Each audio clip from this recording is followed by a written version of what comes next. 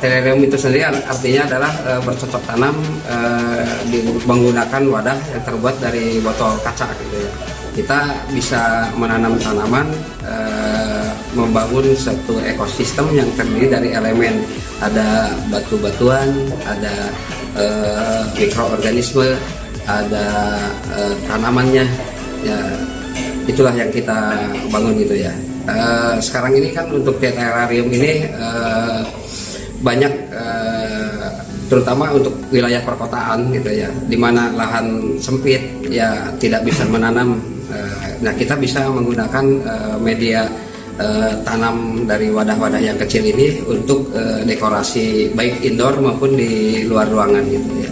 Produksinya itu di kafe itu banyak barang-barang bekas, botol-botol bekas untuk yang kita gunakan gitu ya, yang kalau dibuang kan tidak ada nilainya gitu ya. Nah, saya terinspirasi, termotivasi bagaimana barang-barang yang tidak bernilai ini, barang-barang bekas ini menjadi sesuatu yang lebih unik. Ya, makanya kita buat menanam di dalam botol-botol bekas yang dibikin untuk terrarium gitu ya. Jadi kita memanfaatkan kembali atau recycle gitu ya untuk bahan-bahan yang dianggap limbah atau sampah lah gitu ya. Ya, ini salah satu upaya bagaimana kita mengurangi produk sampah dari kedai kafe kita lah gitu ya. Banyak yang bertanya, banyak yang tertarik gitu ya. Ini kok bisa gimana masukinnya gitu ya? Kan aneh gitu ya, di dalam botol kecil tapi bisa menanam tanaman gitu ya. Itulah mungkin yang menjadi daya tariknya. Yang juga ini kan bisa kita untuk dekorasi ruangan di kedai kita ataupun kita di rumah gitu ya.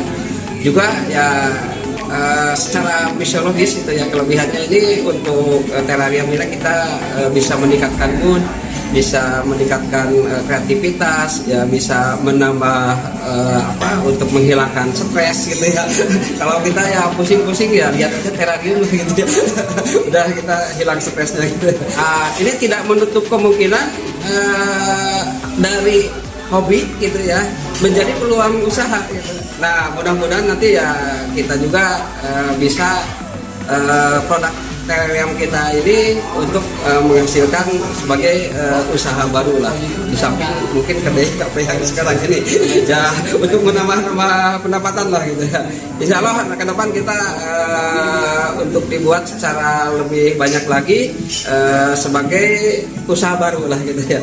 Kan yang di botol kecil, besar atau di wadah kaca yang lebih besar lagi, misalkan kita membangun ekosistem gurun dengan tanaman kaktus misalnya gitu ya, itu mungkin harganya akan lain lagi lah gitu ya. Untuk di botol ini kan kita tidak usah menyiram tiap hari gitu ya, malah ini udah sebulan lebih sudah tidak disiram lagi karena dengan air yang sudah ada di botol menguap, dia balik lagi ke bawah, jadi kelembabannya bisa lebih terjaga. Cuman memang perawatannya butuh lebih ini lagi lah untuk perawatannya gitu ya.